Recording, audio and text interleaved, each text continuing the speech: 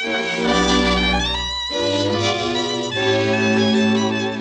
makers of Camel cigarettes present Dick Powell as Richard Diamond, private detective.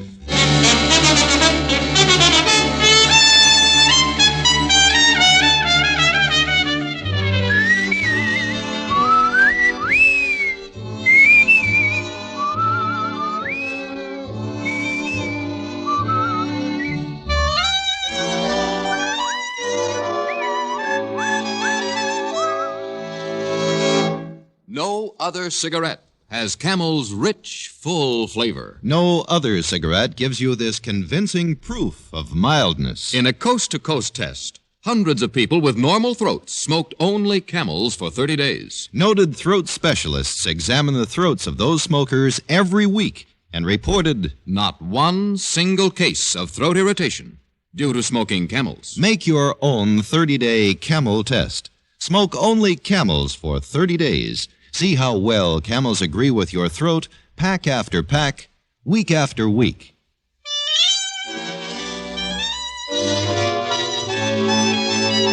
Here transcribed is Richard Diamond, private detective, starring Dick Powell.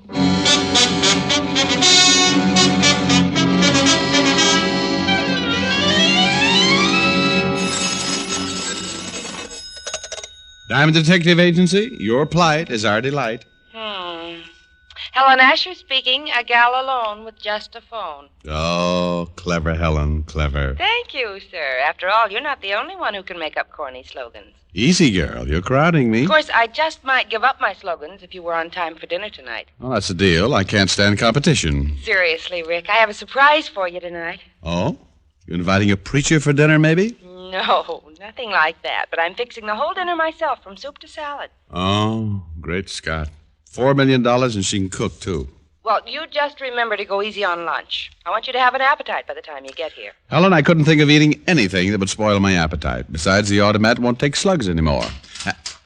Well, I do believe little old me has a little old client. Must be mail. I don't hear your fangs clicking. Oh, dear, you're so astute. Bye. Bye. You, Diamond? That's right. Well, what do you know? Odds were 10 to 1 I'd find you in. You don't say. Yeah, now get your hat, pal. It's 45 puts the odds in my favor. Now get up. What are the odds on finding out what this is all about? 100 to 1 right now. You'll find out soon enough, though. Now come on. And Diamond, don't try no tricks. You do when it's even money, you'll be a dead man. Well, some people collect stamps. Me, I collect strange visitors. And the character who led me downstairs to his car was one of the strangest I'd seen all week. He wore a loud check vest, purple sports coat, and bright yellow slacks, and every time he opened his mouth, he gave odds on something or other. We drove through town, finally pulled up in front of a ritzy apartment house. He led me back to an apartment on the first floor. Hold it. This is it. Inside, Diamond. That's fair enough. Hey, Janet! Janet! I'm right here, Freddie. You don't have to... I told you it was 4 to 1. I could bring him here. Oh, you win the bet, Freddie. Oh, Mr. Diamond. Oh, hello. Fred, if you'd told me she was going to be here, you wouldn't have needed odds. Oh, that's very sweet. I'm a very sweet guy, especially with a gun in my back. You can put it away now, Freddie, and take a walk. I want to speak to Mr. Diamond alone. Oh. Freddie! Okay. Only the odds are 3 to 1 I should stick around. Mr. Diamond, I need your help. I suggested this to Freddie, and he said he'd bring you. I had no idea he'd force you to come. Well, skip the apologies, honey. Just why do you need my help? My name is Janet Collins. My brother is Bert Collins. Does that name mean anything to you? It all depends. There was a Bert Collins sentenced to the electric chair a few months ago. Same one? Yes, but he isn't guilty, Mr. Diamond. Bert was convicted of murdering a bookie, but he didn't. He tried to tell his story in court, but they wouldn't believe him. And I take it you want to tell me his story now. Exactly. Well, I'm listening. Bert went into the pool room to see this bookie about a loan.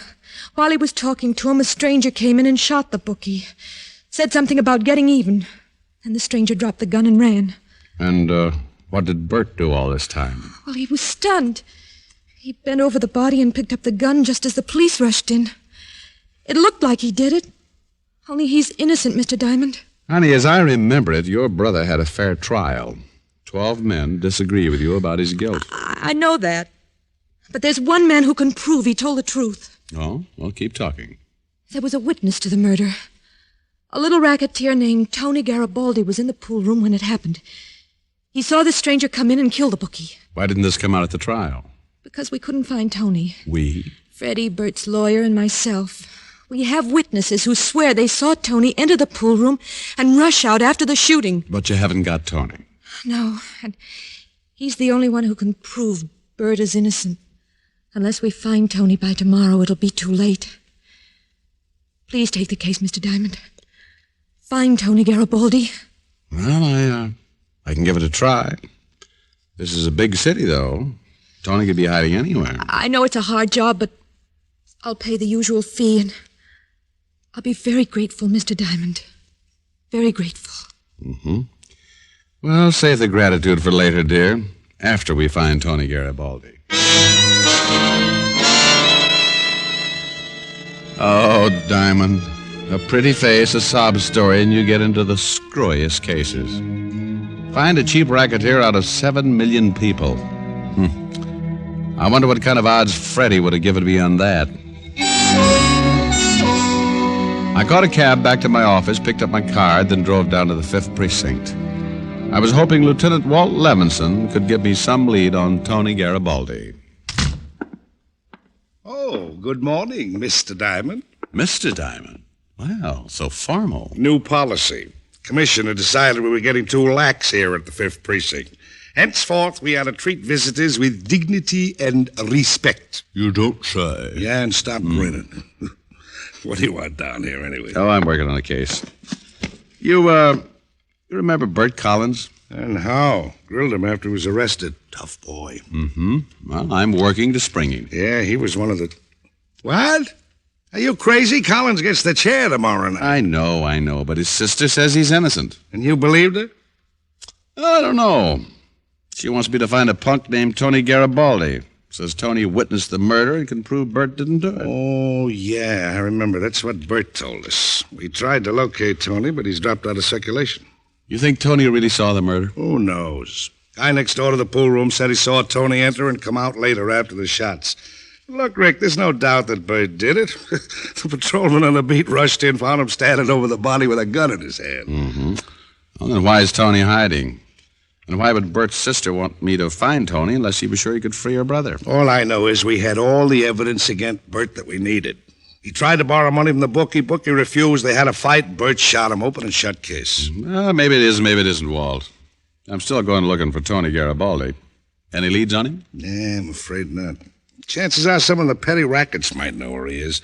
Tony's worked all the cheap rackets, got a lot of friends. Well, I guess I start covering the petty rackets then, huh? Yeah, good luck, Rick. If Bert is innocent, I'd hate to see him burn.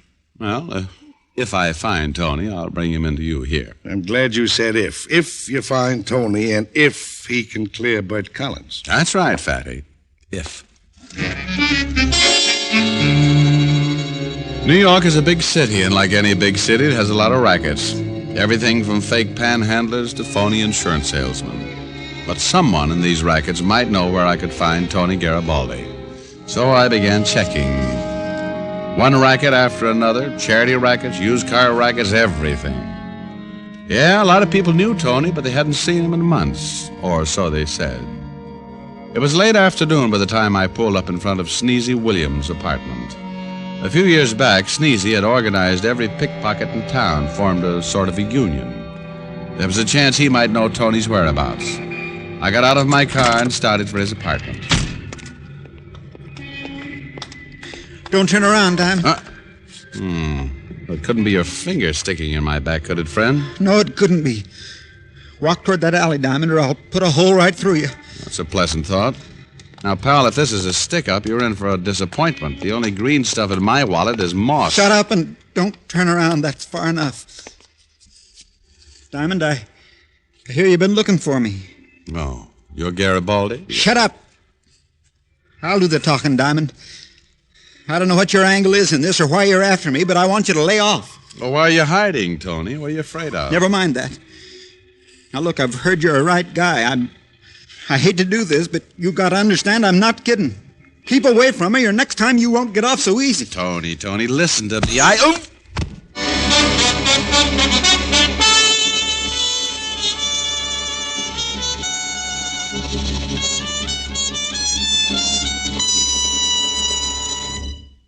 Before we continue with Richard Diamond, here are a few words about smoking enjoyment.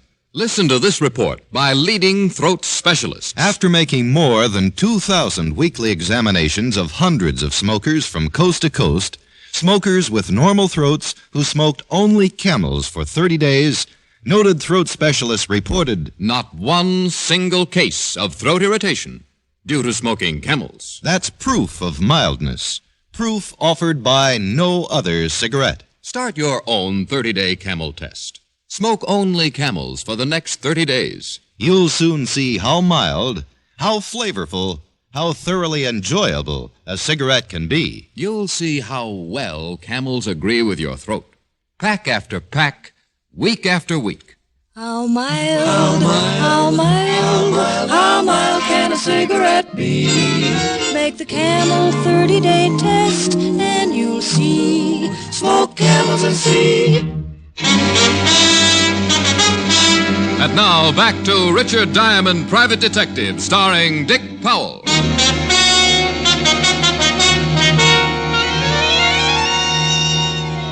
I was looking for a little racketeer named Tony Garibaldi. Only instead of finding him, Tony found me. And he left a bump on my head as a not-too-gentle reminder that he didn't appreciate me searching for him. But now I was even more determined to find him for two good reasons. One, he might save Bert Collins from the chair. And two, I wanted to repay him for that crack on the head with interest. After I'd come to in the alley, I went to a cafe on the corner, smoked 4 Camels, had 2 cups of coffee, and washed my face. I felt much better as I walked back up the street to Sneezy Williams' apartment. I climbed the stairs and knocked on Sneezy's door.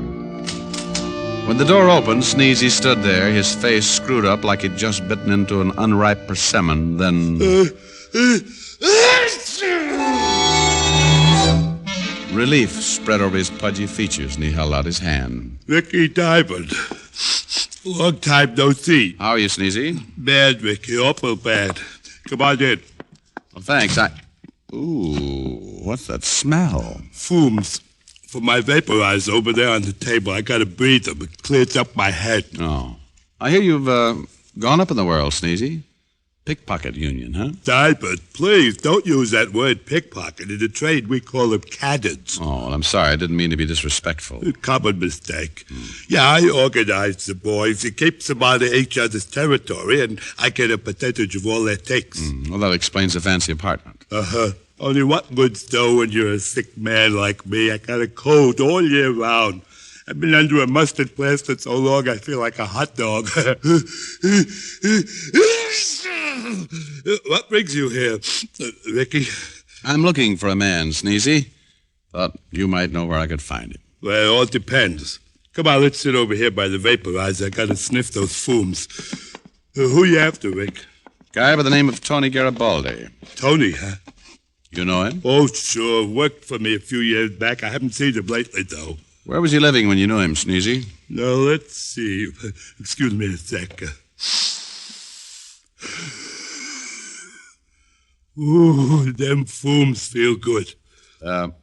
About Tony. Huh? Oh, yeah. I should know it. Sure. He lived with his mother. Yeah, that's a nice old lady. I've been over there a few times. Over where, Sneezy? What's the address? The address? Ooh, them fumes. You know, these vaporizers come pretty high these days. This one set me back $10. All right, Sneezy. Here's $10. Vicky, you are a kindred soul. Just make with the address, Sneezy. Yeah, the old lady runs a dry cleaning shop over on 79th and 3rd. Right on the corner. You can't miss it. Ooh, them foo. Ooh.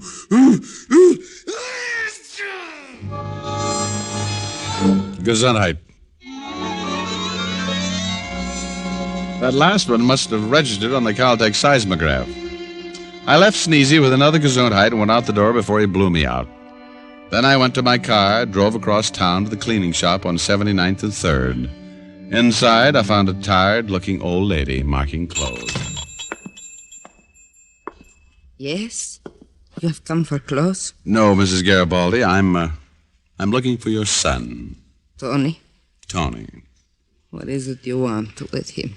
I'd like to talk to her. You're from the police?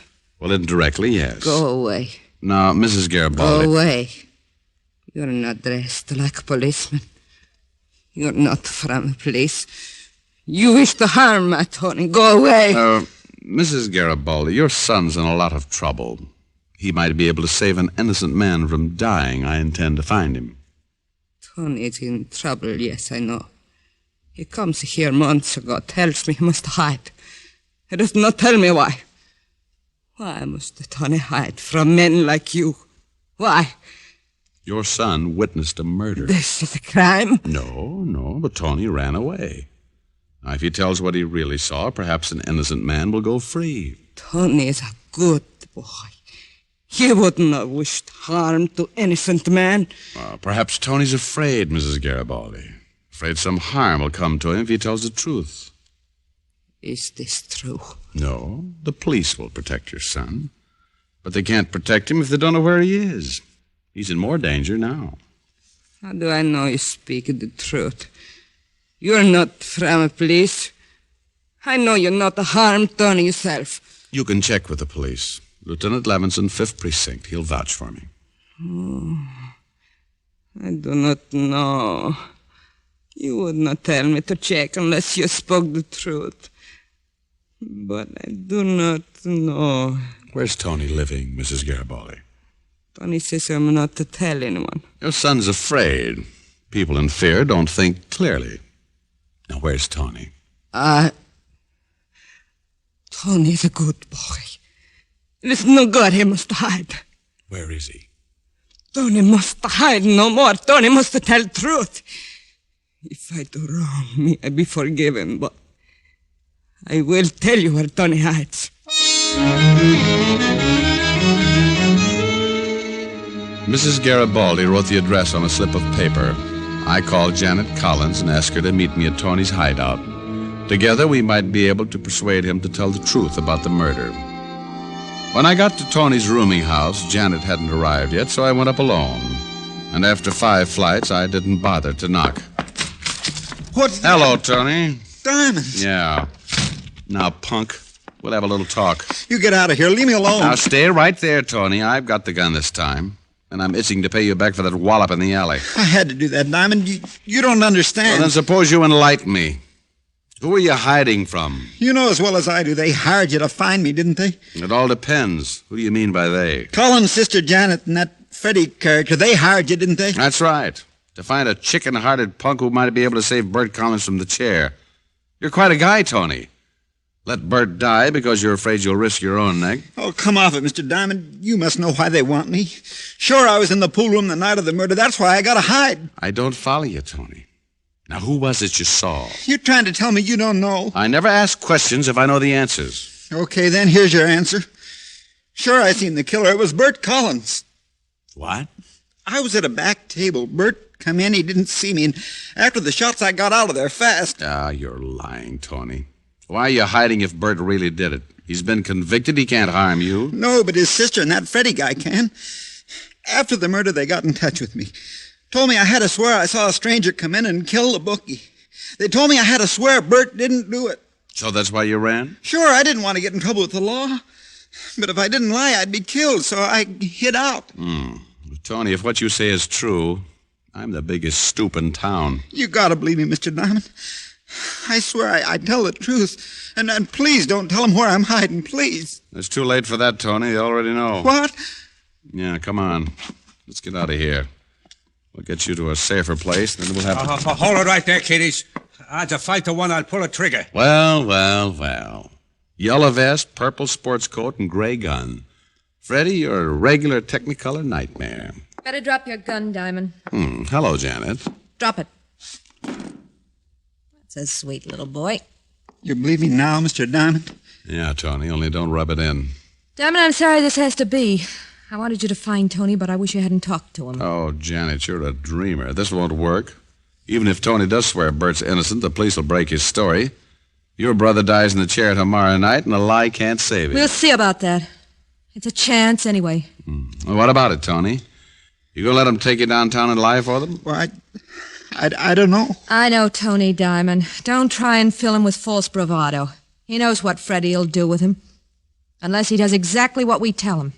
Don't you, Tony? Yeah, kid, you know. And the odds are 50 to 1 you'll say just what we want you to say. I'm sorry, Mr. Diamond. I guess I gotta do what they want. Oh, don't be a fool, Tony. Shut up, Diamond. You've talked enough. Freddie, I'll leave you here with Diamond. Tony and I'll wait in the car. Don't be long. Come on, Tony. Diamond, Now then, Diamond. Just you and me. You make the most brilliant statements, Freddie. Yeah, and the odds are... Hey, keep your hands out of your pocket. Oh, take it easy, Freddie. There couldn't be a gun in this pocket. Just got a $50. See?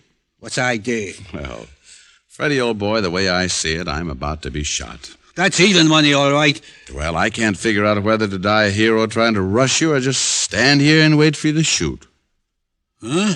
Now, either way, I die, so I might as well decide which way I want it. Thought I might flip a coin. Diamond, you must be a little off, huh? Freddie, I didn't admit it before, but you see, I'm crazy about gambling, too, just like you. Yeah? Sure. You can appreciate a sportsman wanting to go out like this, to die on a gamble. I don't know. Oh, Freddie, relax. Either way, I die. Now, I'll flip the coin 2 out of 3. Heads, I die rushing you. Tails, I wait for you to shoot. It is sort of interesting. Well, here we go. Up. There. Tails. You're right. 2 out of 3. Up.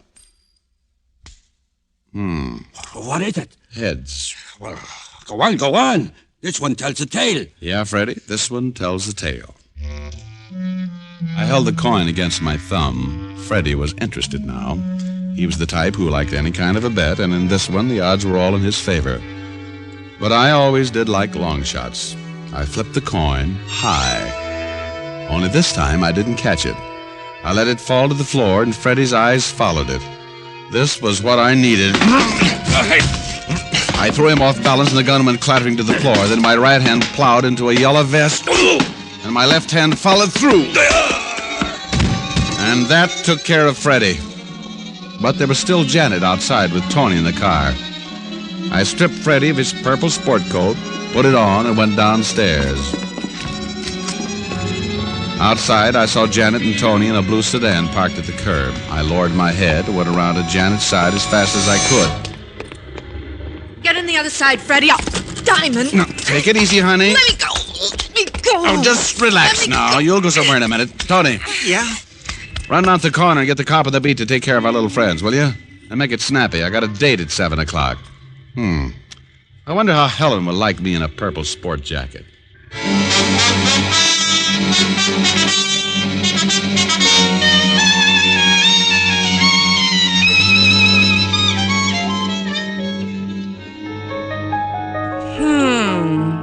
I beg your pardon, Helen, dear? I said, Well, that's what I thought you said. Now, dear, please stop staring at me. It makes me self-conscious. Oh, I just can't help it, Rick. I don't think it's right for a woman to tell a man how to dress. I agree. Only sometimes. Well, that purple sport jacket. I was wondering when you'd notice it. Oh, I noticed it when you first came in. I'm just getting over the shock. Oh, I knew you'd like it, dear. Wait until you see my red, white, and blue slacks. I'm saving them for Lincoln's birthday. Oh, now, Rick, what's come over you? Personality, dear. Now settle back and listen to your colorful boyfriend sing a sweet song. Oh, what a way to spend an evening. A purple coat, a piano, and a private detective. And I'm the gal who graduated from Vassar. And so to sleep, but you. Oh, that was very nice. Thank you. Only I'm surprised you didn't sing a louder tune. to go with your clothes. Oh, Helen, from your tone, one would think you didn't approve of my new apparel. Yes, one would, wouldn't one? One would also... Now, Rick. Rick. Rick. Yes, dear. More. Well, I'll be romantic tonight. Romantic, nothing. As long as you wear that jacket, I'd rather keep my eyes closed. Come here.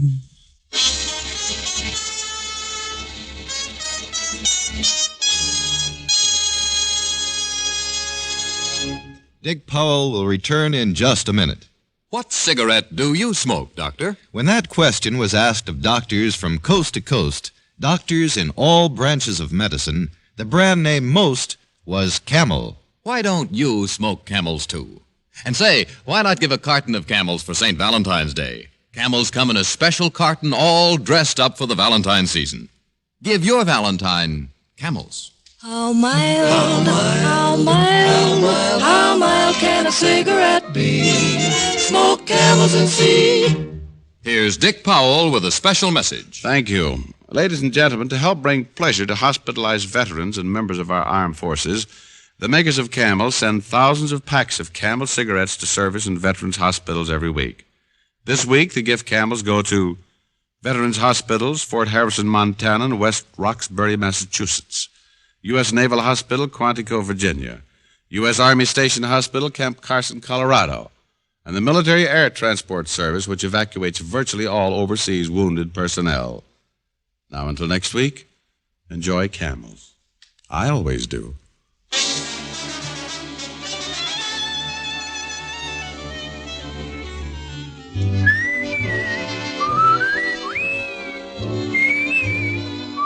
Tonight's transcribed adventure of Richard Diamond was written and directed by Dick Carr with music by Frank Worth. Virginia Gregg played the part of Helen Asher, and Alan Reed was Lieutenant Levinson. Others in the cast were Herb Butterfield, Gene Bates, and Parley Bear. Be sure to listen to another great Camel show, Vaughn Monroe and the Camel Caravan, every Saturday night. Here's Prince Albert, the National Joy Smoke. The bite is out and the pleasure's in when you smoke Prince Albert. It's specially treated not to bite your tongue. The bite is out and the pleasure's in. So pack your pipe with Prince Albert, the largest selling pipe tobacco in America. It's smooth, cool smoking. And say, there's more tobacco in the pocket tin now. So get Prince Albert tomorrow.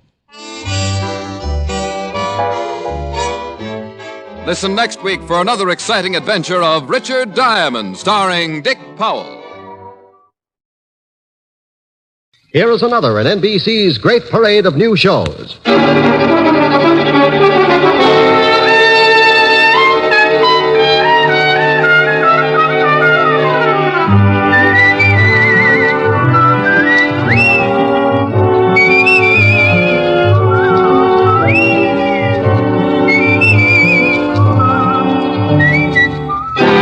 Now, Dick Powell as Richard Diamond, private detective.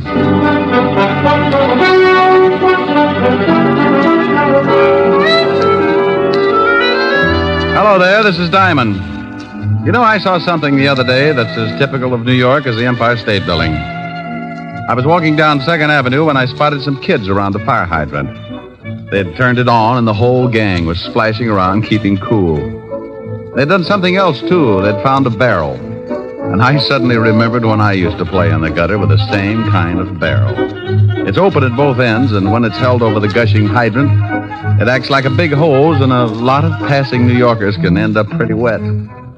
I stopped and watched, and just like always, one of New York's finest showed up and the kids scattered. He turned off the water and the fun was over. Oh, but not for long. Somebody was sure to give the kids a monkey wrench, and 10 minutes after the cop had disappeared, the street would be flooded again. Yeah, a kid can have a lot of fun, even in a big city. But it's unfortunate that every once in a while there's a boy who forgets to have fun and heads for trouble. Like a case I got mixed up in not long ago. It all started in a candy store under the L on 9th Avenue.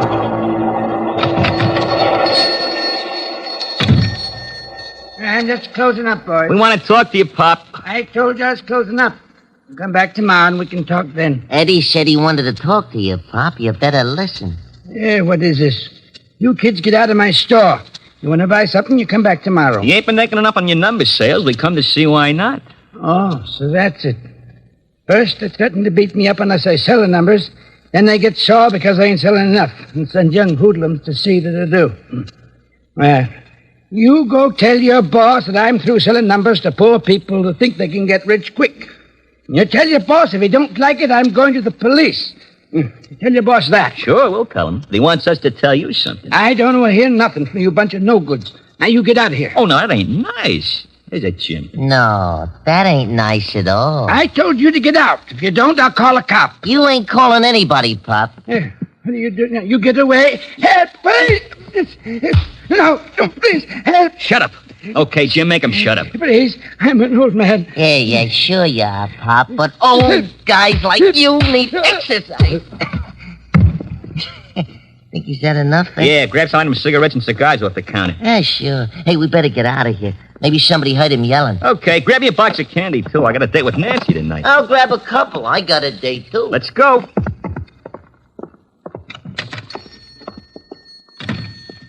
Down this alley. Yeah. Okay, slow it down. Let's get over to 27th Street. Okay. Come on, Mr. Parrish wants to see us. Right. Hey, Ed. Yeah? You go up to see your brother today? Yeah. How's he doing? He's doing all right. Ain't he scared or nothing? What's the matter, Eddie? Oh, hey, what did I say, huh? I told you once not to say nothing about my brother. I was just asking. I didn't say nothing, hey. You asked if he was scared, didn't you? Okay. Well, he ain't scared. He's a big shot. He wasn't scared of the guy knocked off by the cops or nothing else, see? Not even a hot seat. Hey, that's the cop. I spotted it. Come on.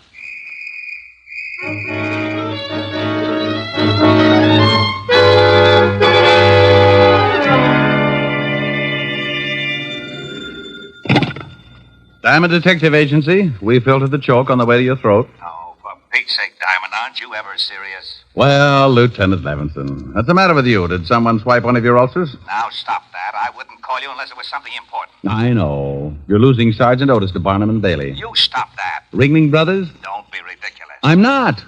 What other sideshow could boast a pointed head with a gray suede face? Diamond, I have an important message for you, so for the sake of my sour stomach, act like a normal human being for 5 minutes. It's sure to be a strain, but go ahead. Bill Garrett wants to see you. Bill Garrett? Yes. He goes to the electric chair tonight at 8 o'clock, and he wants to see you. Well, he can't sit in my lap. Now, look, I don't like the type any more than you do. He's going to die, so why the cracks? The guy he shot had a wife and 2 kids. Maybe you want me to make cracks about them? All right, but will you see him? It's his last request. All right, sure. I'll call the warden and tell him you'll be up. Now, you be sure and put in the call. If Otis does it, the warden will get so confused they'll turn Garrett loose and toast me. Well, in my business, you get a lot of screwy ones. But you never know where they'll lead, so if you've got that nervous, got-to-get-in-trouble feeling, you follow it up. I put in a call to my lovely redhead, Helen Asher, and told her I'd be a little late, but to keep the bottle spinning anyway. Then I took off for Sing Sing. Hello, Garrett. Hello, Diamond. I'm glad you got here. Wouldn't miss it. Neither would I unless I could help it. Look, Garrett, I'm busy and you're on a tight schedule. Now, what's on your mind? Well, it's like this, Rick. The name's Diamond. Okay. I know you hate guys like me, but I ain't ashamed of what I done. That's the way I lived. That's the way I'm going to go out. If you want someone that'll listen to you feel sorry for yourself, he'll be along in a few minutes before 8. Maybe I better forget it. You ain't got no use for nothing. I got use for everything that doesn't include guys like you. There's no middle with me, Garrett. It's got to be right or wrong. And right keeps you out of trouble, huh? Well, not always. But it helps people to live together. Okay. I guess you know I got a kid brother. Yeah. He's going on 17, and it looks like the family's going to have another guy for you to hate. What do you want me to do? He thinks I'm a big shot. I want you to convince him I'm not. Oh? What's he done? I don't know, but he's just like I was when I was that age. Tough, wise guy. He wants to be just like me. Has he been up here to see you? Yeah, but that don't change his mind. Just makes him madder at the world. I ain't getting soft, see, but he's a great little guy and he's smart. A lot smarter than I was. It's just going to take someone to show him which foot to get off on. Okay. What's his first name and where can I find him? His name's Eddie. He's got a club they call the Panthers. You know the kind. Yeah, with me it was the Brownies. It's over on 26th Street, and he's got a girl he told me about. Her name's Nancy Hyde. She lives with her aunt over at 37th Street. Okay, I'll see what happens. He's tough. Oh, lots of guys are tough, Garrett. Sometimes if they get a break, they turn out to be so tough, they even get to be All-American. Hey, I'd like that. I'd like to see the kid get to be All-American. That might be a little difficult, but you never know. Maybe they've got television down there.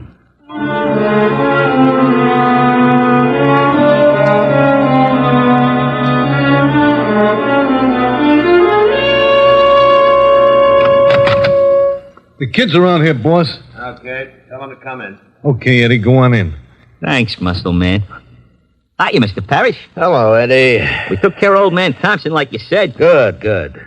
You, beat him up bad? Bad enough. Yeah, we really waked him over. We got Shut some up, stuff- I'll do the talking. What do you think's running this mob anyway? Okay. Get a load of that, Bart. We got a big shot. Yeah. You run your bunch pretty good, don't you, Eddie? I run the whole club. The Panthers got 23 members now. You hear that, Bart? 23 members, and Eddie's the big boss. I like that. I like you, Eddie. You and me and the 23 Panthers is gonna go a long way. Well, that's something I wanted to talk to you about, Mr. Parrish. We're getting awful tired of just beating up guys. We want to start doing something big, like knocking over gas stations or something. So you want to start doing something big, huh? Like knocking over gas stations, huh? Yeah. Well, you got a lot to learn, Eddie. Well, I've been doing all right, ain't I? Well, you're gonna do a lot better.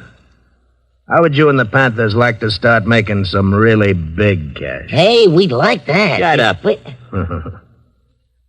Well, what does the boss say? The boss says great. What do we do? It's a cinch. Bart, go out in front and see that we ain't disturbed. Yeah, sure thing, boss. Bart carries a gun, don't he, Mr. Parrish? Yeah, Eddie. He carries a big one. I'm going to carry one someday. Sure you are. You're gonna be a big shot. But you gotta learn first. You gotta start from the bottom to be a big shot. Now, here's the pitch. You get your gang together and explain that...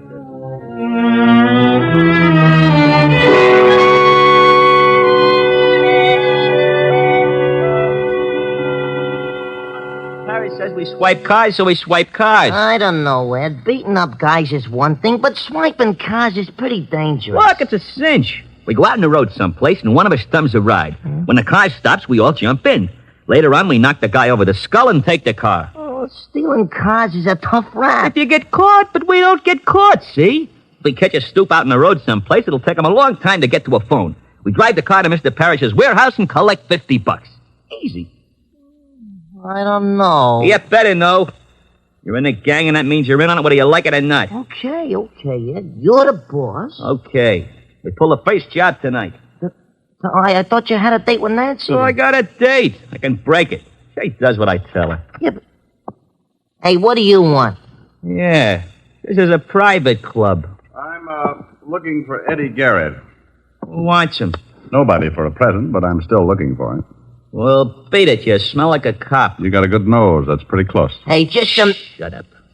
We ain't seen any. Yeah, that's right. We ain't seen him. Okay, but if you do, tell him I got a message from his brother. From his brother? Yeah. Tell him that if you see him. Oh, wait a minute. I'm Eddie Garrett. Good for you. Proud of it?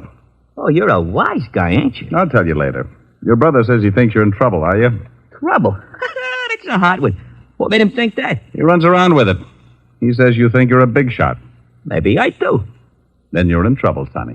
What are you talking to this guy for, Eddie? He talks crazy. Why don't we throw the bum out? How are you going to do it? Grow 12 feet? Oh, you're a pretty wise guy, you are. You wouldn't act so wise on the other end of a shiv. Shut up, Jim. Come on, get out of here. What about this wise guy, Ed? You want to be left alone with him? Yeah. Okay, but I'd still like to work this wise guy over. Hey, what's the idea? You tripped me. Ed, you see that? That wise guy tripped me. You're pretty clumsy, Sonny. Now beat it. No, why you hate him? Beat it. You're lucky you didn't pull that knife, Jim. You'd look pretty silly with a broken arm. Yeah? Okay, wise guy. I'll see you again. Now tell me what you want, and then you get out of here, too. Nice clubhouse you got. It's all right. It's, 6 o'clock. So it's 6 o'clock. Doesn't it bother you? 2 more hours and your brother dies. So what? So he doesn't want you to end up the same way. Don't you worry about me, mister. Your brother's worried about you. He wants me to help you. How about it? I don't need no help. You're a copper. Guys like you that sent my brother to the chair. I'm not a cop, Eddie, but I used to be. You ain't a cop? No, but if I was just a plumber and I had the chance to put your brother away for a killing, I'd do it. Yeah, I thought so. You look like the type. You're still a copper and you're no good. Now go on, get out of here. I don't need no help from a lousy copper. I don't need no help from anybody. Hey, Eddie. Oh, didn't know you was entertaining. This guy's just going. Come on in, boy. Let's go, Eddie. What do you mean, let's go? I want to talk to you. We'll go up to my place. I ain't going nowhere with a lousy copper. Copper? Yeah, he's been in here preaching to me. Better leave, Flatfoot. Come on, Eddie. No, I ain't going nowhere. You heard what the kid said. Now, look. Yeah? Well. Guns and everything. Like it? Goes bang, bang. Hey, wait a minute, bud. I don't want no killing. Oh, don't worry, Eddie. I'm just going to put the Flatfoot to sleep. Hey, you slugged him with the gun. Mr. Parrish wants to see you about tonight. Huh? Okay. He ain't dead, is he? No, I just tapped him a little one. Come on.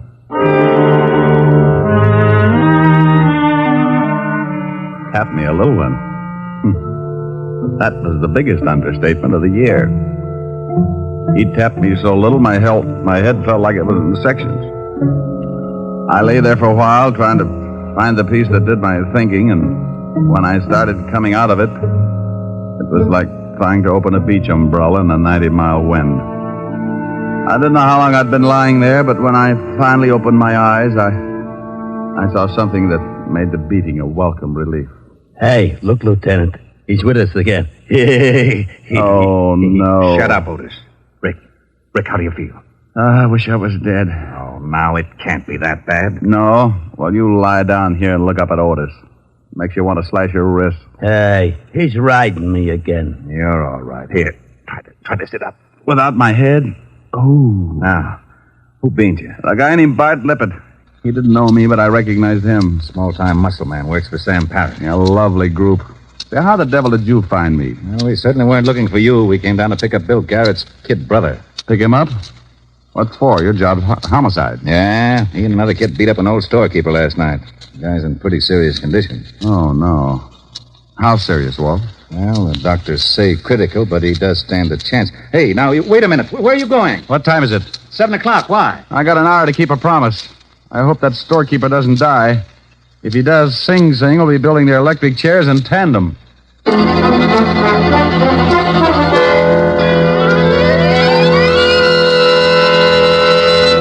In just a moment, we will return to Richard Diamond, Private Detective, starring Dick Powell. But first, traffic accidents claim a victim on the average of more than one a minute, all day, every day in the year. The difficulty is that people continue to think of the horror of accidents as always happening to someone else. It never occurs to us that we may be killed dashing out to lunch tomorrow. The National Safety Council reports that in almost every motor vehicle accident, there is one or more violations of the law. Speed, drink, and carelessness being the worst offenders. Every motorist and pedestrian is urged to support actively the safety movement in his own community. Be careful. The life you save may be your own. And now back to Dick Powell as Richard Diamond, Private Detective.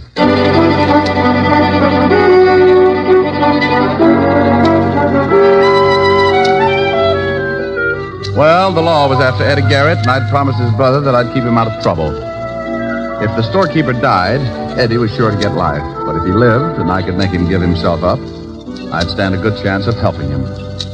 I remembered that Garrett had said Eddie had a girl, so I took off to 37th Street in a hurry. Yes? Are you Nancy Hyde? Why? Well, I'm looking for Eddie. Oh, well, I haven't seen him. Huh? You're a little nervous. No, I'm just a little worried. About Eddie? Who are you? Well, I know his brother. He wanted me to find Eddie. Oh, his brother. Well, I don't know where Eddie is, and you stay away from him. You, don't approve of Eddie's brother? No, and I'm not afraid to say it. Eddie's a good boy, but he worships his big brother, and he thinks he's tough. So you can just go tell his brother that Eddie's not going to turn out like him. Not if I can help it. Well, he's not if I can help it either. I am a private detective, Nancy. My name's Diamond. You said that Eddie's brother wants you to find Eddie. He does, but he wants to keep Eddie out of trouble as much as you do. Oh, well, honestly, Mr. Diamond, I don't know where Eddie is. He called me a little while ago and said that he might be able to come over later. And he didn't say where he was? No. Well, if he does come, try to keep him here, and I'll get in touch with you later on. All right, Mr. Diamond. I went down the hall and back down the steps in a hurry. When I reached the street, I stopped and waited for a cab to come along. I took out a cigarette, was just about to light it, when I spotted a shadow ducking in behind the doorways and making its way up the street toward me. I slipped back in the building and waited. Hey, what is this? Take it easy, Eddie. Oh, the copper. Let me go. That storekeeper you beat up may die. I'm taking you down to the station. What? That's right. He's in a bad way. Now, come on, let's go. I might have known it. But you said you wanted to help me. That's a laugh. This is the only way I can help you. Oh, sure. Well, if the law picks you up, you won't stand a chance. You may even get shot. Well, I'll take my chances. Not tonight, you won't. Let me go. Let go of my arm. Now, look, I don't want to hurt you, so stop kicking. Yeah, this is swell, this is. Everybody wants to help me. My brother's going to chair, and if that old guy dies, I'm going to prison. Please let me go. I just as soon get shot. I ain't got nothing to live for. Now, take it easy, kid. The old boy might not die, then we can work something out. What was that? That's Nancy. That's Nancy. Let me go. Come on. I turned him loose, and we both went up the stairs 3 at a time. We reached the door, and I got that lousy feeling. The screams had stopped, and from the way she was yelling, it would take a lot to shut her up. Like dying. It's locked. Nancy. Nancy. She don't answer. Look out. She ain't here. Look in the other room. Nancy. Man, honey. She ain't in here either. Hey, what's the gun for? Come out of the window, quick. What's the matter? That car driving off down there. You know it? Oh, why? Because I saw your girl being pushed in it. I couldn't take a shot because it might have hit her. They took her down the fire escape. Yeah. Eddie, who would want to kidnap Nancy? I don't know. You're working for Sam Parrish, aren't you? How did you know that? I recognized his muscle man just before he put me to sleep. I ain't saying nothing. Now, look, you stupid little idiot. Aren't you worried about your girl? Yeah, sure I'm worried about her. What's that got to do with Mr. Parrish? Nothing, maybe. But if he heard that the law was looking for you, he might be afraid you'd talk. What were you and your gang doing for Parrish? I can't tell you. Okay, then you're on your own. If the girl gets killed, they'll let you cry about it for the rest of your life and sing. I'm through trying to help you, Eddie. You're too far gone. You're no good. Wait a minute, Mr. Diamond, please. I'll tell you, I don't want Nancy hurt. Please, I don't know what to do. Well, first, try to take it easy, and then tell me what you were doing for Sam Parrish. Well, we used to beat up guys that wouldn't sell enough numbers. Mr. Parrish controls a lot of the numbers racket. We were supposed to start swiping cars. He was going to pay us $50 a car. Oh, call him. Call him? Yeah. Here's the phone. But for Pete's sake, don't let on that you know anything's up. Okay. I want you to tell him that you've decided to give yourself up. Okay. If he's got Nancy, I'll kill him. You just be sure and tell him that you're going to give yourself up. He'll tip you whether he's got Nancy or not. Yeah. Mr. Parrish? Eddie, is that you? Yeah. Oh, good. Me and Bart have been looking all over town for you. The cops are after you. I know. I'm going to give myself up. You what? Yeah, it's better this way. They might go easier on me if I do. Look, kid, you gotta stop talking like that. You're gonna be a big shot. You can't go turning yourself into the law. No, I'm going to do it. You come down here and talk to me first. Where are you? It's no good, Mr. Parrish. I'm leaving for the station right now. Eddie? Yeah? You ain't going nowhere unless you want to see your girlfriend scooped out of the East River. You have got her. Sure, I got her. So you get on down here. I just left her and she don't look so happy. She's with Bart, and you know Bart. Well, you're dirty, no Look, good Bart. greaseball. You get out of my office in 20 minutes or I'll call Bart and the little girl dies. Now get down here. Hello. He's got her, Mr. Diamond. I got to get down there or he'll kill her. Where's his office? He don't have Nancy there. He told me she was with Bart. I got to go. You do, and he'll kill you. Then he'll do the same with the girl. You can't take the chance. What are we going to do? I only got 20 minutes. Does Parrish have another office or a hideout? No. Wait a minute. Yes, he does. Sure, the warehouse. He told me about it this afternoon. We were supposed to take our stolen cars there. Okay. I'll call Lieutenant Levinson and tell him to meet us there. You think that's where they got Nancy? I hope so. 20 minutes isn't much time. I put in a call to Walt and briefed him in a hurry. Then Eddie and I took off for the warehouse. It was at the foot of 14th Street, and by the time we got there, we had only 10 minutes left. The building was as dark as a foggy grave and locked tight. We found a window in the basement and finally jimmied our way in. You all right, Eddie? Yeah, but I can't see nothing. Come on. That looks like some stairs. Maybe we guessed wrong. What was that? I don't know, but there was a jockey on it. Come on.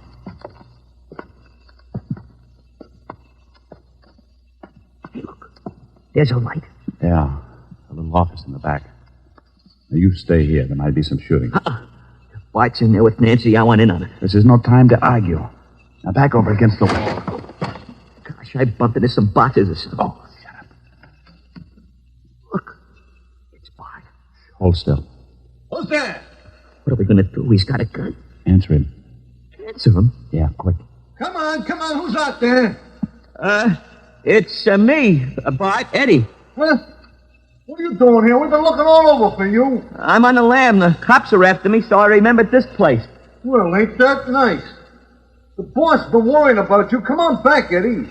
Got a friend of yours here. Go on. I'm going to circle him. Sure, Bart. I'm coming. Come on over here where I can see you. Yeah. That's it. Okay, kid. Now hold it right there. Hey, what's the idea? Well, the boss is afraid you'll do some talking if the cops pick you up, so I got orders to knock you off. Sorry, kid. You know how it is. Drop it, Bart. Hey, He said drop it! Oh, you loud... Duck, Eddie! You got him. Yeah, thanks for the assist. Let's see if the girl's in the office. Yeah, they got a gag in him out. Nancy.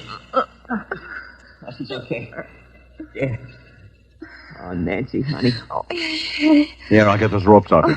Man, I'm in some pretty bad trouble, but I swear if I get out of it, I'll go Oh, straight. you'll be all right, Eddie. I know you will. Oh, ain't that cozy? Look out, Eddie. Hold it right where you are. Well, things are really getting crowded. That's Parrish, Mr. Diamond. I guessed. You shoot pretty good, Diamond. I saw you get Bart. I guess I'm going to have to pay you back for that. The law's on its way. So they find a more. Eddie. Don't shoot Nancy, please. Shoot me, but don't shoot Nancy.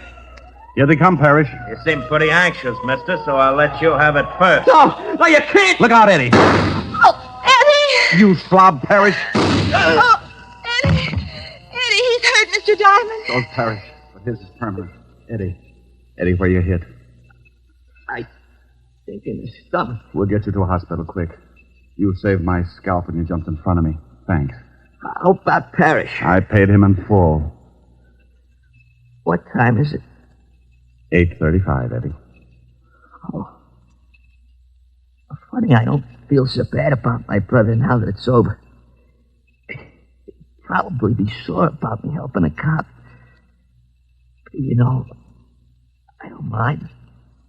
Especially when it's a nice guy like you.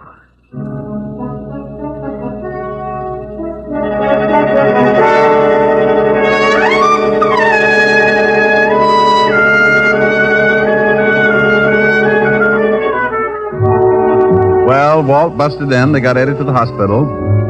Otis tripped over a pipe and broke his big toe, so they had to throw him in the wagon along with Eddie and his girl. Eddie recovered all right, so did the storekeeper. He helped beat up. The kids all got 2 years, sentence suspended, because my lovely redhead, Helen Asher, convinced the judge that the boys would become much better citizens if they worked out their 2 years on her farm upstate, milking the cows. Before Eddie left for the farm, Helen had him over to the house, and he brought his girlfriend. Well, we gotta be going, Mr. Diamond. I gotta catch a train. Thanks for the swell dinner, Miss Asher. It was my pleasure, Eddie. It was wonderful. Oh, Mr. Diamond, Yes, Nancy? Miss Asher was telling me that you sing. Oh, Miss Asher is sometimes afflicted with an extreme case of blabitis. Well, Hey, I'd like to hear you sing something before I take off. Would you, Mr. Diamond? certainly he would. Do you want it after I tear out your pretty tongue with the lungs, or before, you dear, sweet little girl? Now, you mustn't talk that way in front of guests, Rick. They'll think we're married. Oh, he's not as tough as he sounds. Now, come on, Mr. Diamond, give. Yeah, I'll give you a hit in the head. Helen, after Eddie hears me, he may realize that crime does pay. It's on your pretty head. Just sing. Stop making like a prima donna. What do you want to hear? Oh, something romantic. Oh, bless your little pointed head. You kids go sit on the sofa. Okay. Come on. Where are you now that I need you? Now that I want you so badly, I cry. Wonder. Where are you Where did fate lead you? Funny how I dreamed you'd still be standing by. Pretty one. I had you at my beck and call. I called you any time at all. I guess I took you too much for granted. I never thought I'd lie, awake and sigh. Where are you? Now that I need you, now that I love you so madly, I could die. Well, how was that, kids? Rick, look. Well, how do you like that? They're stealing our stuff. Come on, Eddie, break it up now. You got to catch a train. Eddie. Nancy. Oh, my goodness.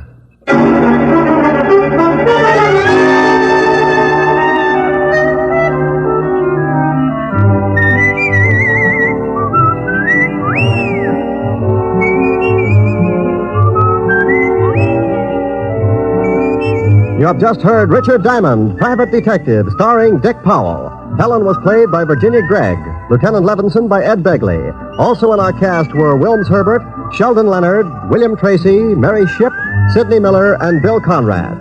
Music was under the direction of Frank Worth. Richard Diamond is written by Blake Edwards and directed by Richard Sandville. And now, Dick Powell. Friends, I want to remind you of the wonderful group of programs NBC has on tap for tomorrow afternoon and evening. Shows like Hollywood Calling, Guy Lombardo, Four-Star Playhouse, The Ethel Merman Show, and the NBC Symphony. For the best in radio listening tomorrow and always, keep your dial turned to your favorite NBC station. Dick Powell soon will be seen in the screen version of the best-selling novel, Mrs. Mike. Now, this is Eddie King, inviting you to be with us again at the same time next week, when we will again bring you Dick Powell as Richard Diamond, Private Detective.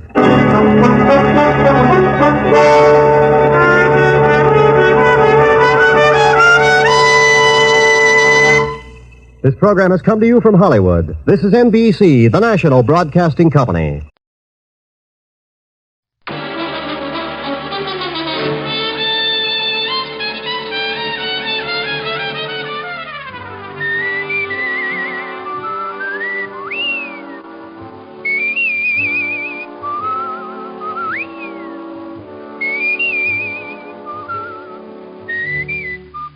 Here's Dick Powell as Richard Diamond, Private Detective.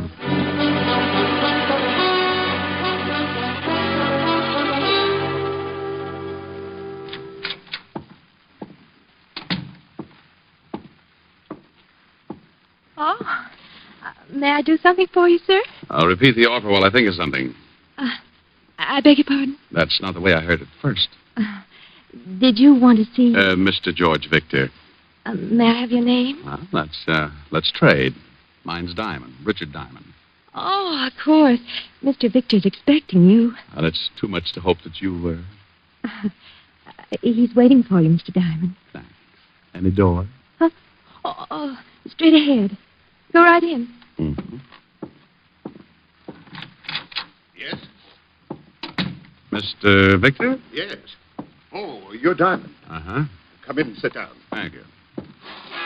You said you'd come immediately, and that was over an hour ago when I phoned you. Well, I didn't want to come in my bare feet. What? I was washing out a pair of socks.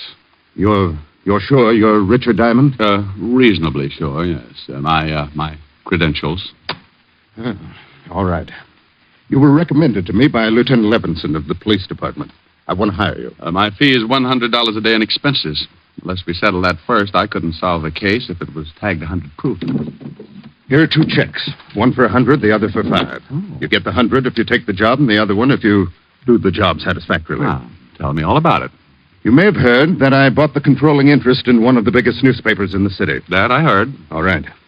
I'm going to expose the numbers racket. Hey, that's been tried before. I know, but this time it's different. I have all the evidence I need to expose one of the biggest operators. Aaron Ziegler. Oh, well, you do pick 'em big. You know him? We did some spitting at each other when I was on the force. Well, then you know what he is. Yeah. But you said you had all the evidence. Where do I come in? Ziegler's my affair. Yours will be my daughter. Here's her picture. Well, You can have Ziegler. I'm happy with this arrangement. This is no joke, Mr. Diamond. My daughter works for Ziegler. Oh? You got $1 million for every Mongolian in Asia, and your daughter works? Hobby, perhaps? She became infatuated with a man named Doug Saxon. And went to work to support Will her. you listen to me? Oh, sorry. Go ahead, Mr. Victor. Saxon has some connection with Ziegler. I objected to her seeing Saxon, and there was an argument. And being 21, she walked out. Yes. Ziegler gave her a job singing in the Nocturne Club. I know the place. Now, what I want you to do is... I think I know, Mr. Victor. You got evidence on Ziegler. That makes him an unhappy boy, and being unhappy, he wants to smile again. So he sets glamour lad Saxon loose. Your daughter falls for him, and the frame's begun. Right? Ziegler told me he was going to stop me from printing the expose of his racket.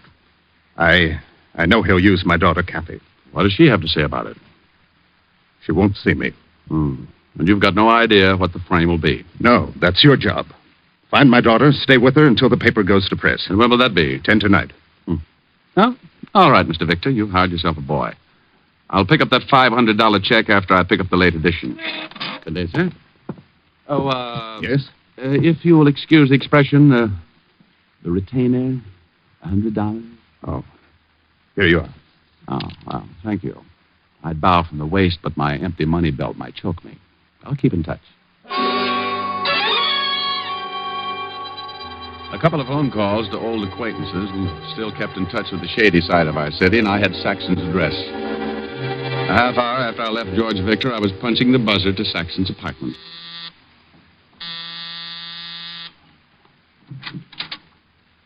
Good afternoon, Mr. Saxton.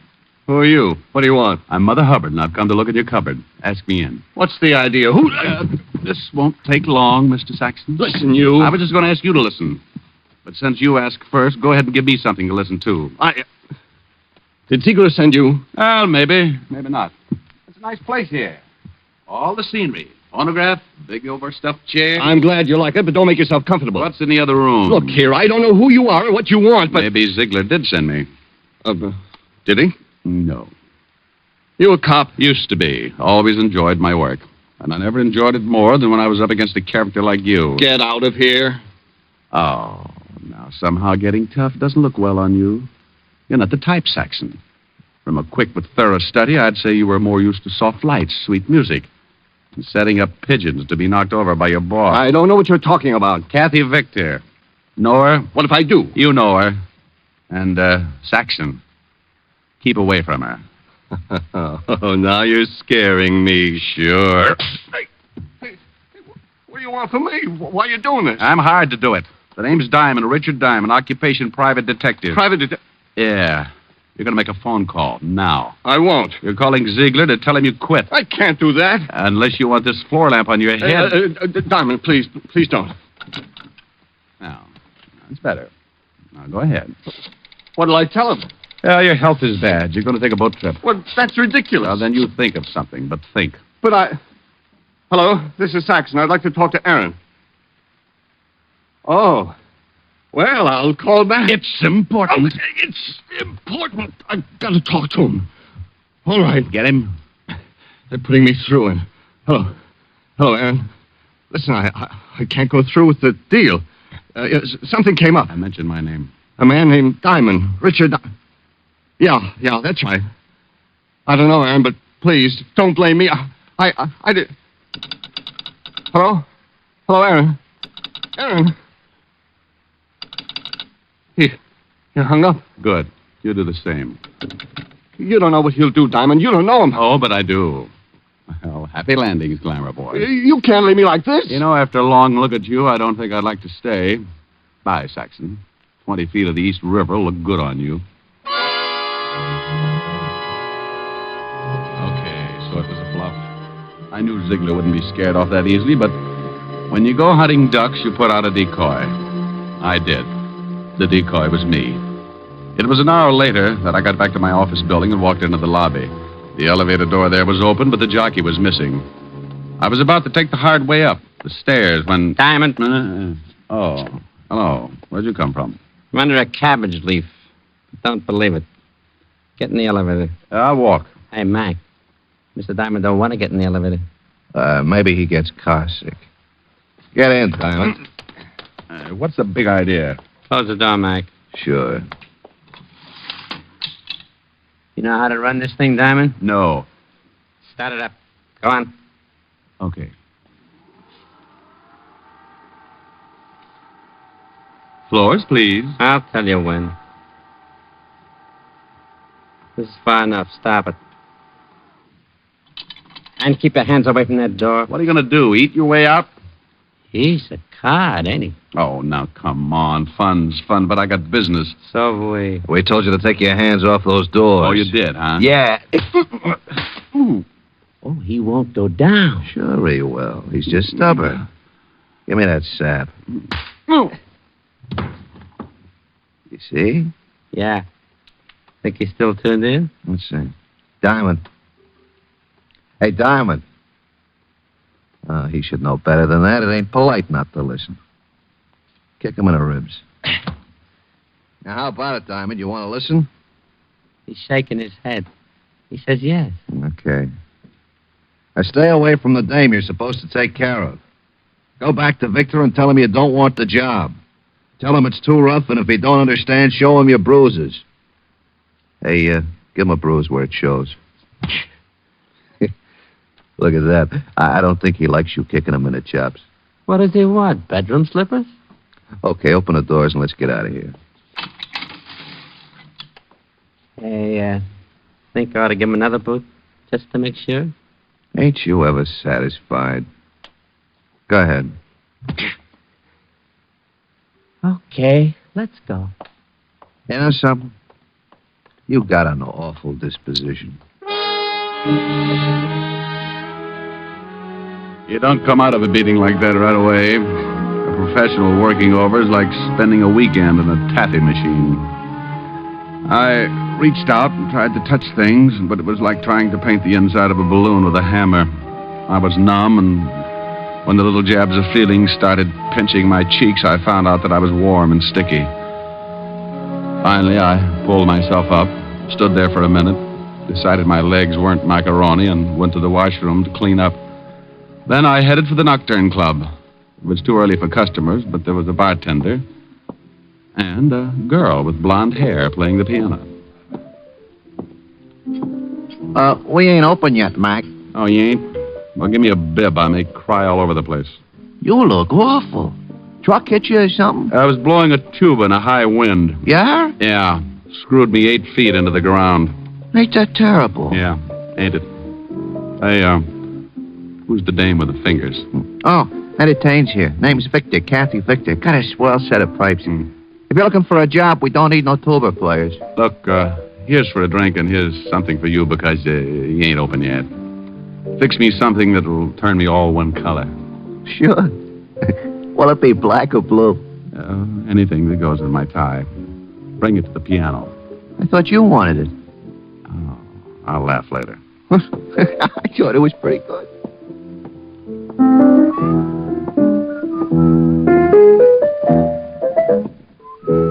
Hey, know the words to that? Yeah. Time in my hands, From your looks, I'd say you needed time. Oh, don't let the bruises fool you, honey. When the swelling goes down, my face is fairly normal. Hey, the blue and yellow make green, don't they?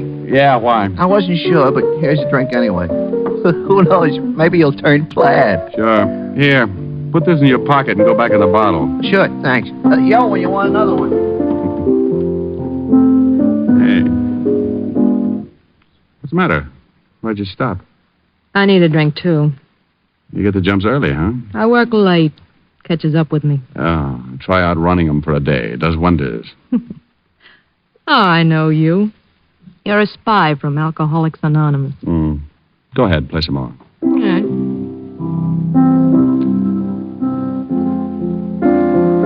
Kathy. Your father sent me. What? Remember him? Why don't you leave now? Before we're really acquainted? I don't know who you are or what you want, but if my father sent you, I'm not buying. Okay, so you're having a good time now, but there's always the next morning. Thought of that? I don't need anyone to take care of me. Miss Victor, I'm not trying to take care of you. I'm doing a job. Maybe you don't know this, but you're being measured for a patsy. And your father's going to fit the same frame Saxon and Ziegler are working up for you. You're crazy.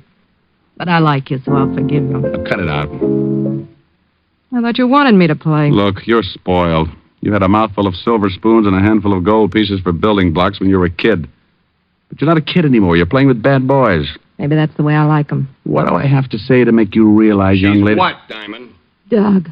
Oh, well, Mr. Saxon. I thought you weren't going to be around here anymore. I changed my mind. You're changed, too, since I last saw you. Well, only my looks. They'll heal. But tomorrow, you'll still be a greasy little gigolo. You can't talk that way to me. Oh, shut up. Never mind.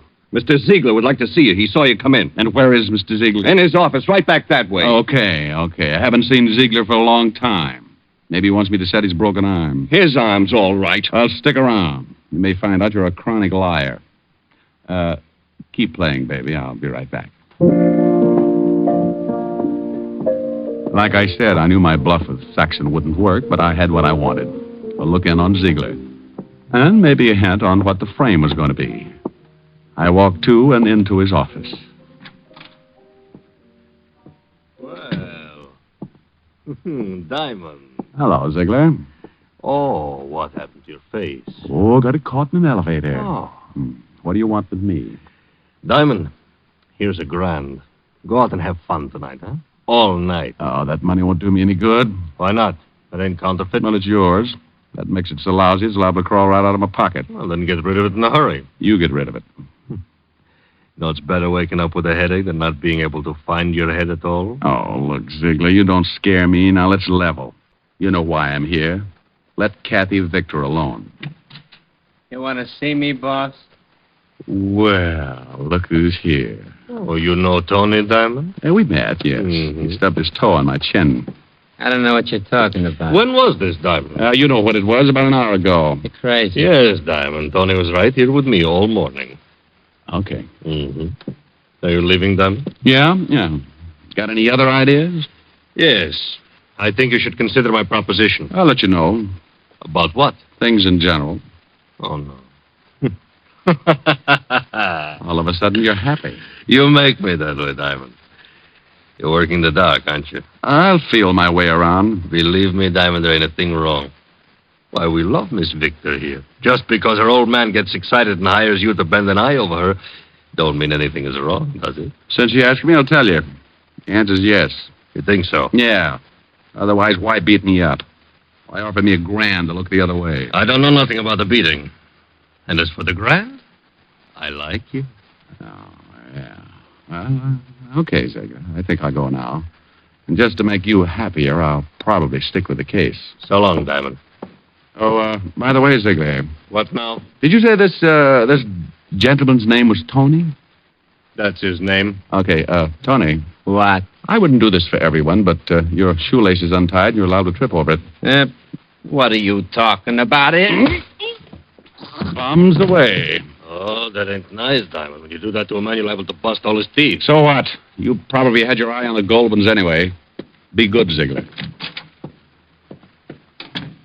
Oh, hi there. You looking for another drink? Now, I got one here that I just fixed. You know, you kind of got me started on that color business. Where's the girl go? Huh? What girl? You know, Ann Saxon. Where's he? Never heard of him. Have you ever been to Hamilton? Huh? Has his picture on all $10 bills. This one's suitable for framing. In your pocket. Can't do it, mister. 2 pictures of Hamilton? Well, they sure would look nice on me, but, I work here, mister. I got a wife and kids, see? Yeah, I see. Okay, fella, forget it.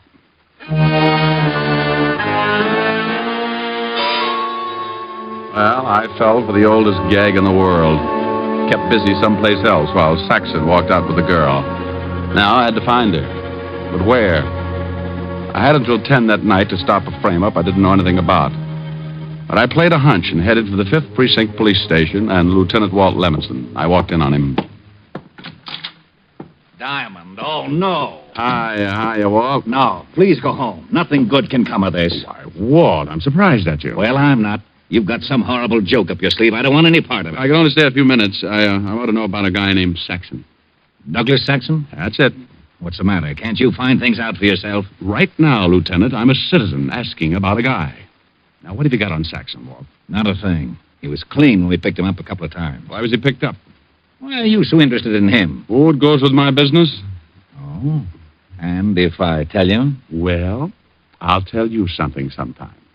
Now, come on, Walt, give. Okay. He was picked up on suspicion of handling narcotics. But that's a job for the Vice Squad. Why is he so dear to you? He's working for Aaron Ziegler. This, Mr. Diamond, is not news. He'd be just the boy to work a frame for Aaron, wouldn't he? If it involved a gal, yes. This does. How? Don't know. Yet. But, if she was picked up with narcotics on her, it'd be a nice frame, wouldn't it? What makes you think it would be a frame? This gal looks too healthy. Yeah, but you could be wrong. Why? Because for some stupid reason I like you, and I don't want to see you make a fool of yourself. Oh, why would I do that? For this dame. What dame? The one that Saxon's going to frame. Is he going to frame her? Of course he is. I'd better get her out of it. Certainly, that's just what I was saying. Bye, Walt. Rick. Yeah? Thanks. What for? For not dragging out that who's on first routine. I don't think my stomach could have stood it today. Oh, Walt, you're an idiot. Yeah. Be a good boy.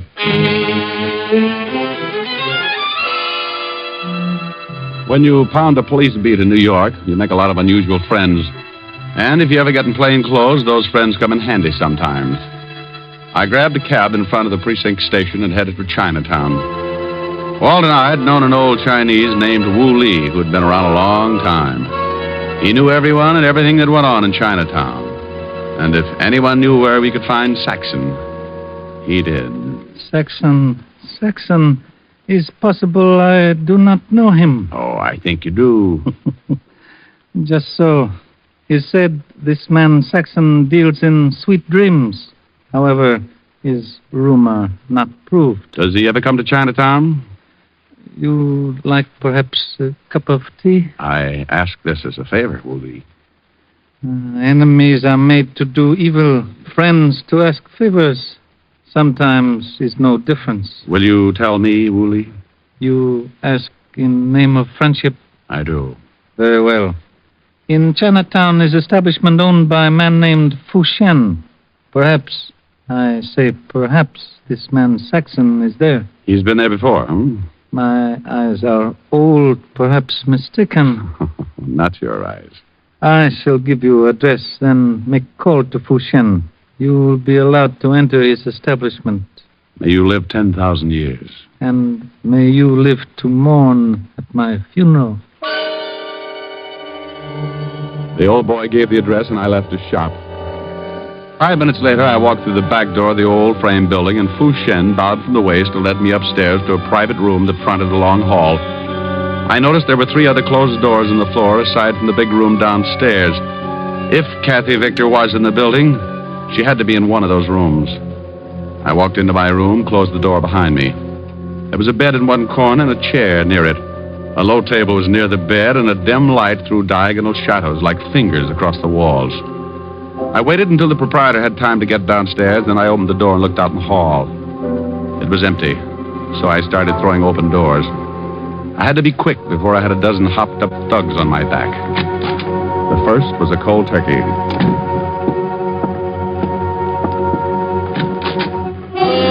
Beat it! This room's in use. Diamond. Well, Mr. Saxon, I presume. Look, Diamond, lay off me, will you? Where's the kid? I don't know who you mean. You will. Oh, Diamond, my arm. You're hurting. So here's another twist for size. Now sing, Saxon, and loud. Look, you got it wrong. How wrong can I be? Okay, but it wasn't my idea. I can believe that. Ziegler thought it up. You pulled it off for a couple of grand. Listen, if I tell you, will you let me go? The girl's all you want. Let me go, will you? Where is she? In the next room. Walk ahead of me. And in case you get any ideas... Now walk ahead of me. Open the door. You got my arm. You got another one, but not for long if you try anything. Open it. There she is. Oh, out cold. She's all right, Just knocked out, huh? Let me go now, Diamond. Sure. So this was the game, huh? Bring her here, knock her out, plant narcotics on her, and then push her into the street to get picked up. Look, I showed you where she is. Now give me a break. You know, I was just thinking of that. How would you like it, in the arm or in the jaw? Crumb. Now, come on, Mr. Victor. Let's wake up now. Come on. Mr. Diamond, you got bad habits. Yeah, Tony, and one of them is running into you. Okay, Diamond, keep your hands where I can see them. Right on the ends of my arms. Oh, what a sense of humor. All right, Diamond. All right, what? I think you're going to get a hole in the face. Just a minute, Tony. You hear anything? Yeah? Those are police cars, Tony, coming here. You're crazy. Yeah? You don't think I'd come here alone, do you? Get over there by the door. Look, Tony, you got yourself all dirtied up for Ziegler. Is he here? No, he let you and Saxon walk around in the mud. Those cars are almost here, Tony. Shut up, I got orders. They'll rub me out, I know, but what if you do? How are you going to get out? Got an answer for that? They ain't coming here. That didn't go past, Tony. Now listen, I got nothing against you. Make a break for it. Out the back door. All I want is the girl. Go on, fast, before it's too late. Yeah, I ain't going to take the rap from nobody. Diamond! Rick! Diamond, you in here? Diamond! Up here, Walt. Come on. You all right? Sure, but I sent a package, special delivery out the back door. We've got that covered. Otis will sign for him. Okay, wonderful. And now... Hey, wait a minute. What are you doing here? Why'd you come? Why? My ulcers told me you were up to some stupid business. I knew when you left me you had some dizzy idea in your thick skull. I'm a cop, you know. I checked with Wu Lee, too. Hey, that the girl? Yeah. She'll be all right. Coming around okay. Uh-huh. Oh, and Saxon. Mm-hmm. Hey, what did you hit him with? Still out? Limp. Yeah, Walt, listen. If the papers get word of this kid's father will be ruined. If she's in the clear, you've got my word. No one will hear about Well, it. I know she's in the clear, but I can't leave her here. I got a job to do. I was hired. You want to take her, huh? Yeah, I think she'd like to go home. Okay, I'll take your word she's all right. Now, beat it fast before the narcotics boys get here. Thanks, Walt. Come on, baby. Snap out of it. Come on. Get her out of here before we're all booked for obstructing justice. I'm going. Hey, Walt. Yeah? How are you going to explain knocking over this joint before the vice squad? Why, didn't you know I got a reported homicide here? I'll let you know what happens. Where'll you be? Oh, silly boy. Where else but Helen's? Now, come on, Cassie, baby. On your feet. On your feet. Walt. Now what? I love you. I'll marry you later. Now take off. Oh, my stomach.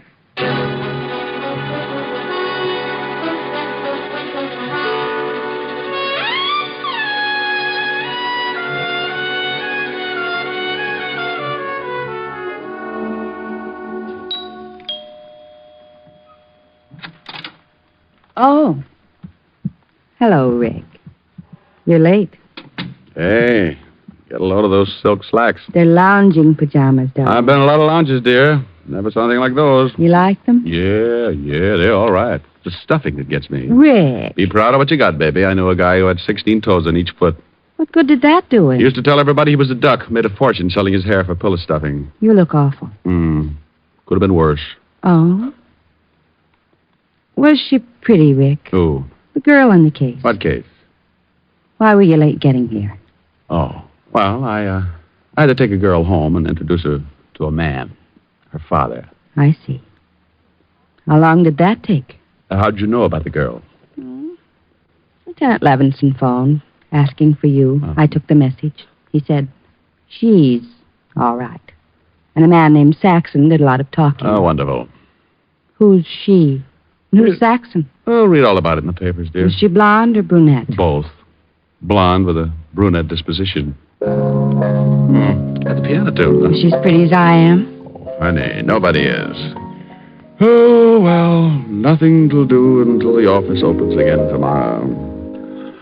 Time on my hands. You in my arms. Nothing but love in view. And then if you fall once and for all, I'll see my dreams come true. Moments to spare for someone you care for. One love affair, just the two. With time on my hands and you in my arms and love in my heart, all for you.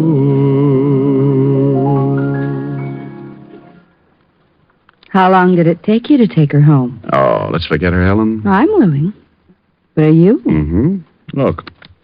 Oh, what nice big checks. Yeah, another day, another $600. Are we going out for dinner? With what? Well, you've got a handful of checks. Baby, I got news for you. The banks are closed. Oh, come on. I know the bartender at the Nocturne Club. Oh, no.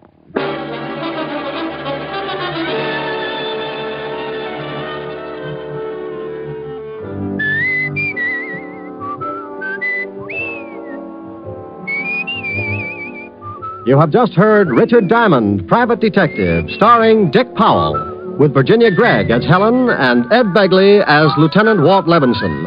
Also in the cast were Wilms Herbert, Larry Dobkin, Gene Bates, Stanley Waxman, Paul DeBob, and Hy Averback. Music was under the direction of Frank Worth. Richard Diamond is written by Blake Edwards and directed by Russell Hughes. Dick Powell currently may be seen in the motion picture version of the best-selling novel, Mrs. Mike. This is Eddie King inviting you to be with us next Sunday at this same time when we will again bring you Dick Powell as Richard Diamond, Private Detective.